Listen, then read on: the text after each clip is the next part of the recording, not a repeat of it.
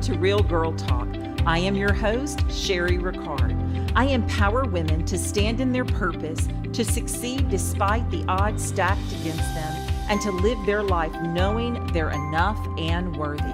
Join me each week for powerful messages and interviews that will inspire you to create the life that you want. Now let's go.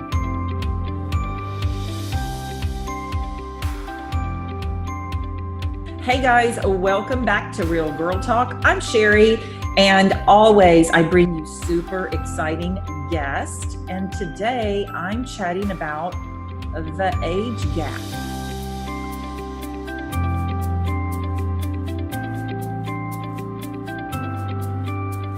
Creator of He's 25 Years Older and host and creator of Age Gap Realness podcast. Welcome to the show, Natalie Workman.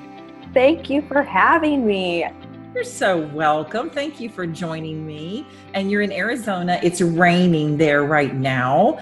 And you know what? I'm in South Louisiana, and we have so much, it's either really great weather or we have just tornadoes coming through. It's crazy. One or the other. And I have to run for cover. This morning, it's always so nice here. I didn't even think that it could rain in Arizona. So I went with my fiance to Starbucks, and I'm literally in shorts and a tank top, and it's pouring outside. I didn't even think that it could be raining. My gosh.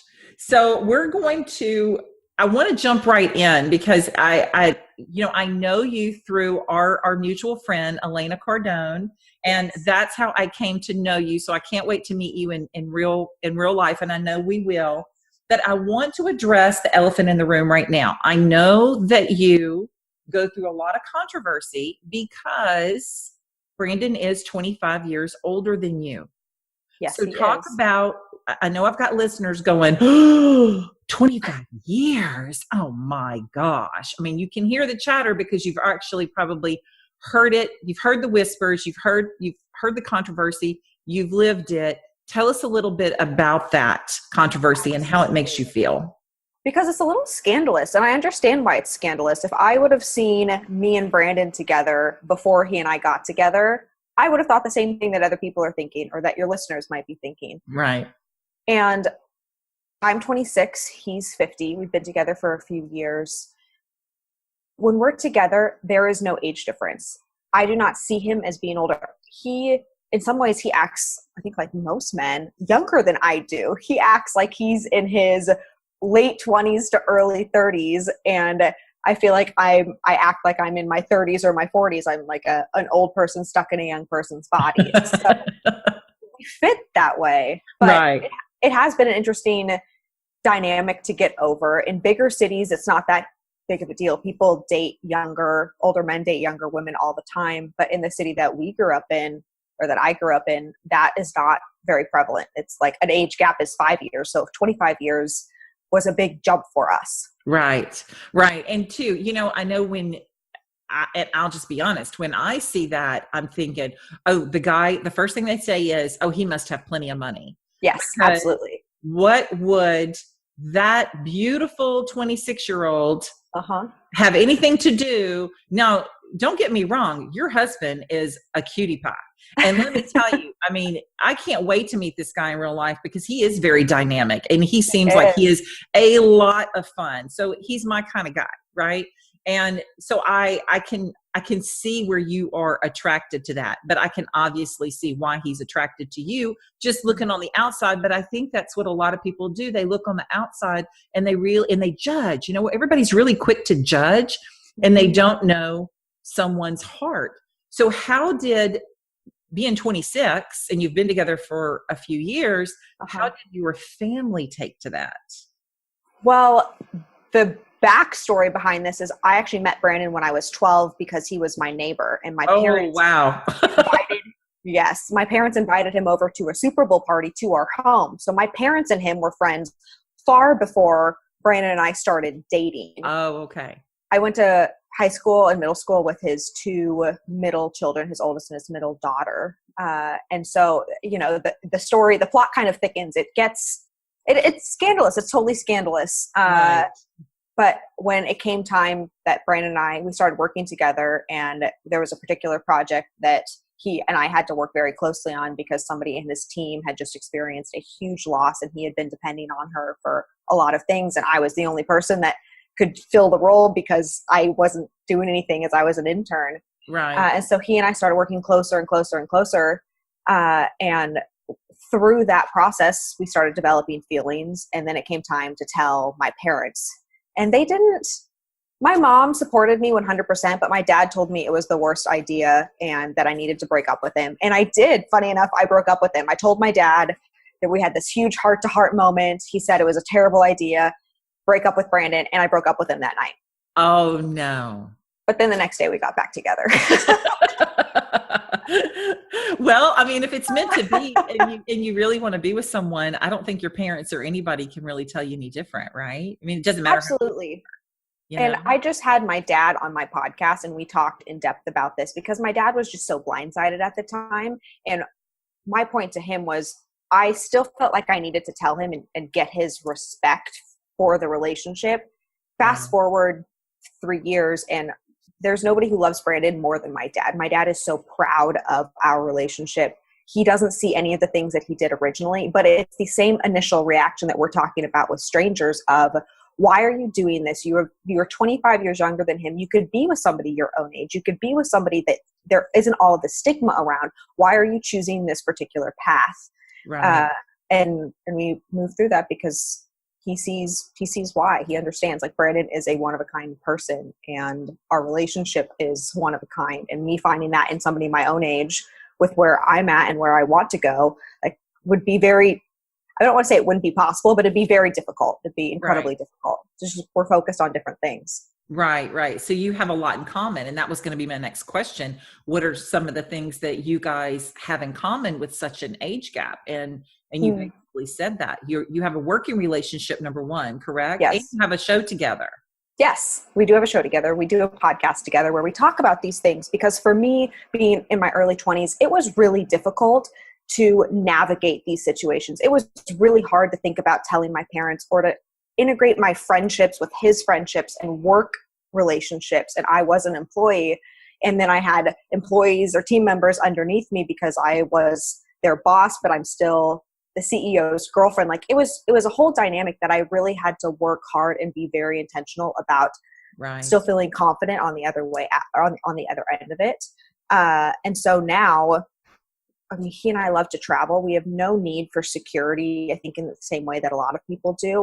We in some ways are nomads. We don't spend any one week in one place. We're constantly on the go, and in business environments, in social environments. And he and I really bond over that because we complement each other very well in social situations and in business situations.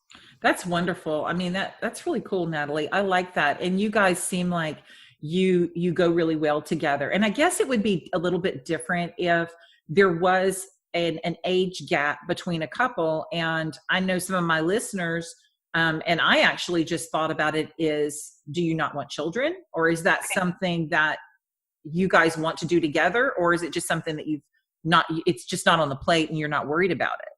I don't want any children. I've never had that instinct. And he has 3 girls, and he's very happy with his 3 girls.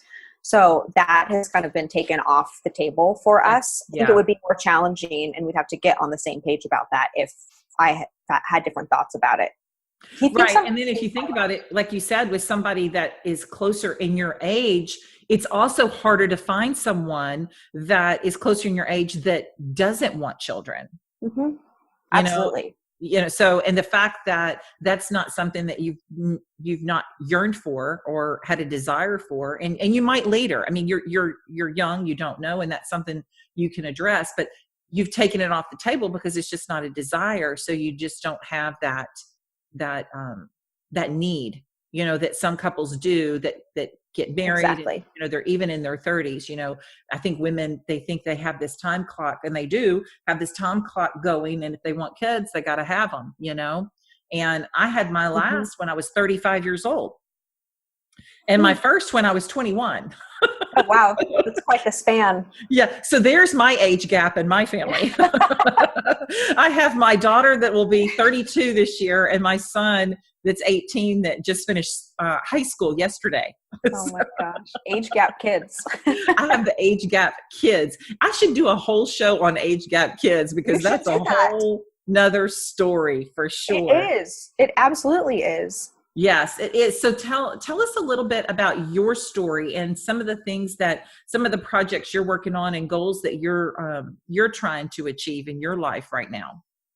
Yeah, well, one of the things that has happened fairly recently in our lives is Brandon sold his business 2.5 years ago and had a nice liquidity event, but he's still CEO of that company. However, in that process of selling the business, we thought that we wanted to retire. And it sounds crazy, but we bought 2 vacation homes and we thought we were going to spend all this time in Cabo and Palm Springs. I was going to take up golf. And honestly, we got 6 months in it and the 2 of us had never been more unhappy. Wow. We were miserable. We had everything that we wanted, but we had nothing that we were actually pushing ourselves to. And so I sat back and I said, how do we create the next chapter of our lives? Like it sounds crazy. It almost felt like our lives were done. Like we were just, we were waiting till right. the end. And so we, what I call it, we got in this rut. We weren't producing anything that was creative and Brandon wasn't leading and developing teams or creating new business opportunities. He was still running this other business, but he didn't need to put as much energy and effort into that. And I was running a different business and we decided that it didn't make sense to do that any longer. And so I decided to create this blog. I said, what is a thing that I know and that I'm passionate about and that I can talk about in the process of figuring out what this next chapter looks like for us? Yeah. And so I started this blog called He's 25 Years Older. I launched it about a year ago, where I wanted to talk about these topics of age gaps and being a stepmom and dealing with an ex-wife and being 26 years old and walking into these business environments where I feel like I am undermined just by the fact that I'm young and dating this older guy and how to kind of overcome that. Yeah. And that for us was the catalyst of Brandon didn't understand social media. Brandon was very anti-social media and thought he wanted to be private. And so I went on this hunt of these men figures that he could emulate or that he could be similar to that are in the social space.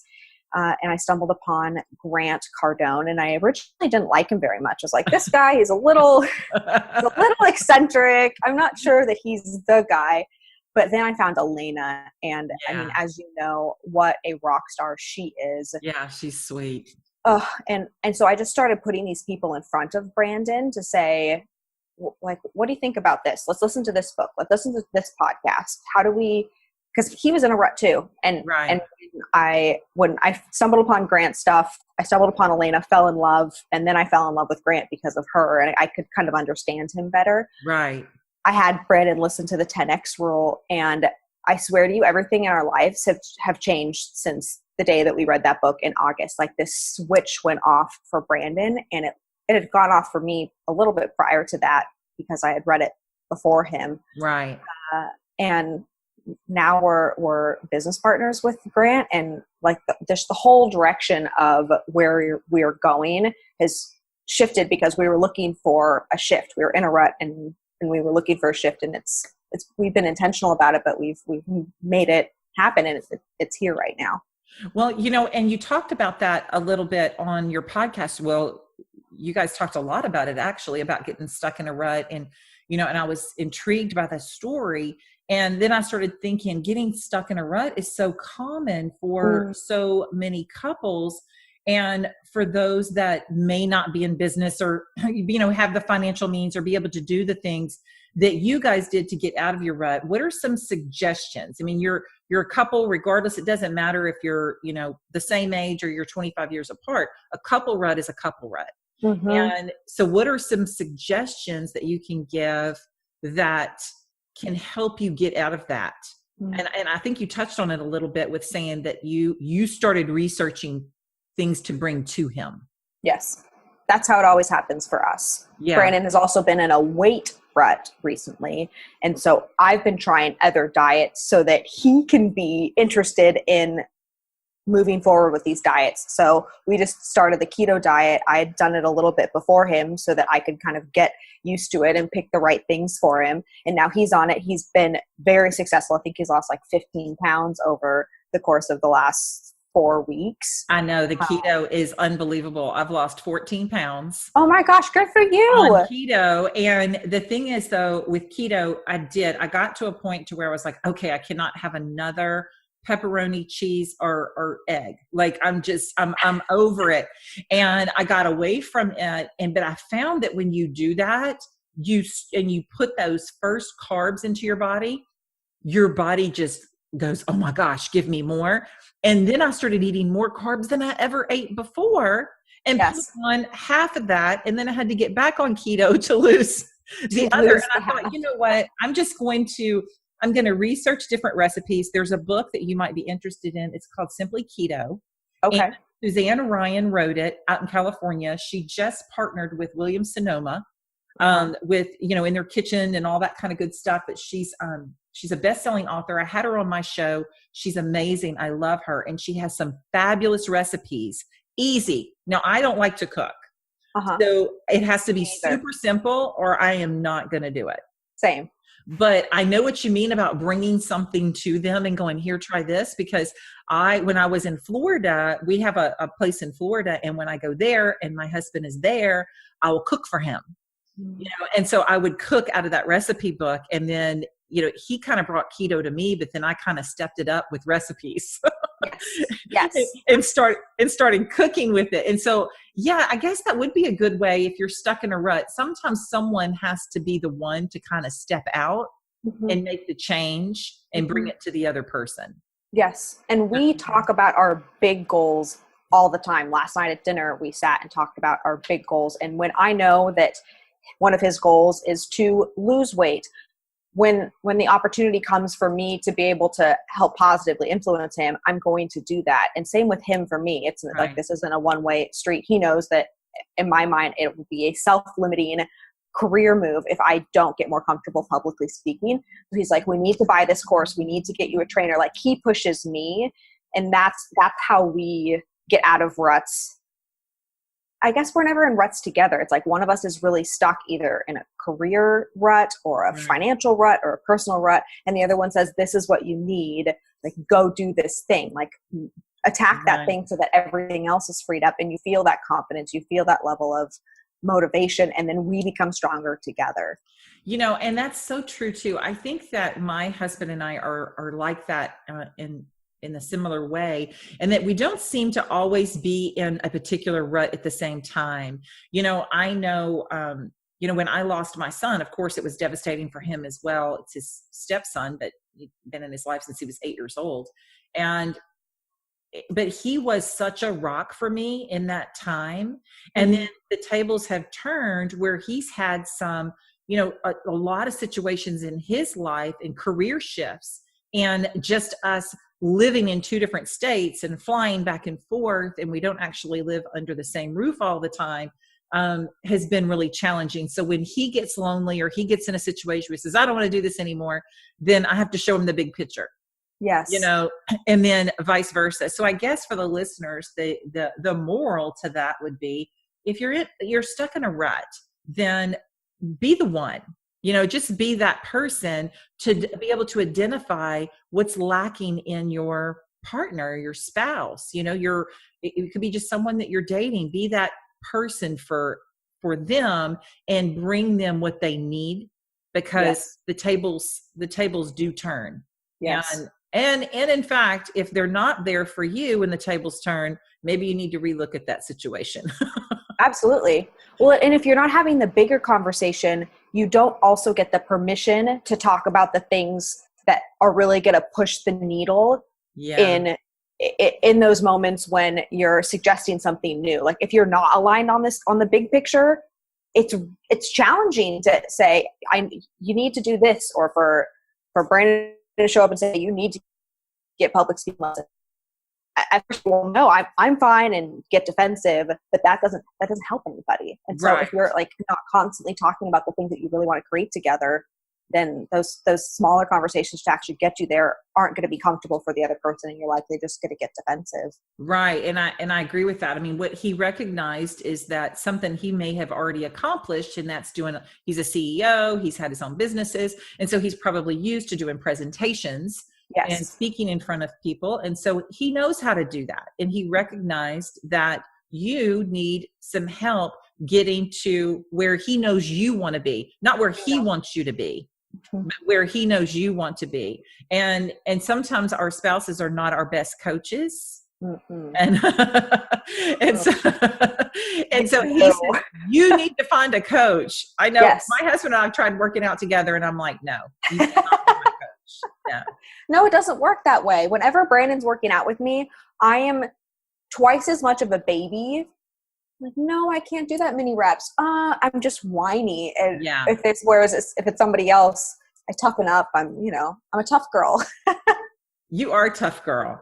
And I love following your stories, because you guys do travel a lot. So I'm just, sometimes when I'm in the back end of my stories, and I do travel quite a bit, but when I'm not able to do that, I love to watch people that do, because then I can just live vicariously through your travels.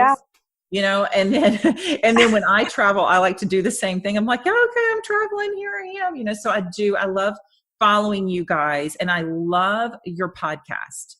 Kudos to you for doing that. And Brandon was cracking me up, because you guys were on the show and he was insistent that it wasn't his show. Oh my gosh. He is my co-host, but he pretends like he's not a co-host. He pretends that he's a guest every time he's on. He wants to be able to say that he's been on hundreds of people's podcasts.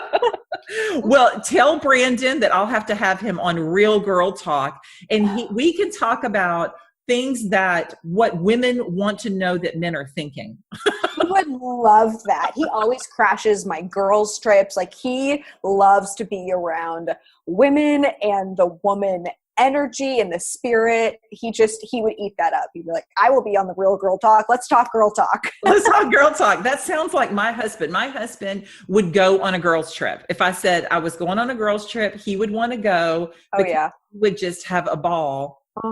We'd probably annoy him at some point, and he would go do his thing. But for the most part, he would try to be the life of the party and entertain us the whole time. Exactly.